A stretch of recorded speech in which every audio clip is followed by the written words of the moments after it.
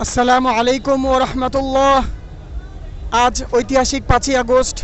এই 5ই আগস্টে আওয়ামী লীগ সরকারের পতন হয়েছিল এই বাংলার জমিনে।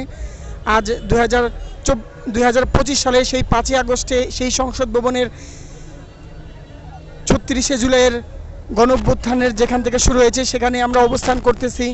এইখান থেকেই গত 24 সালের 5ই আগস্ট শেখ হাসিনা সরকারের পতন হয়েছিল, যার জন্য আজকে আমরা এই মহান স্বাধীনতা পেয়েছি। এই স্বাধীনতার আজকের এই দিনে আমরা মুফিদ বাংলা নিউজের পক্ষ থেকে সংসদ ভবন এলাকায় উপস্থিত হয়েছি আপনাদেরকে সমস্ত আজকের অধিবেশনগুলো দেখানোর জন্য। আজকে মূলত জুলাই সনদ ঘোষণাপত্রের সনদ প্রকাশ করা হবে। আমাদের অন্তর্বর্তীকালীন সরকার ডক্টর মোহাম্মদ ইউনূস আজকে এখানে উপস্থিত হবেন।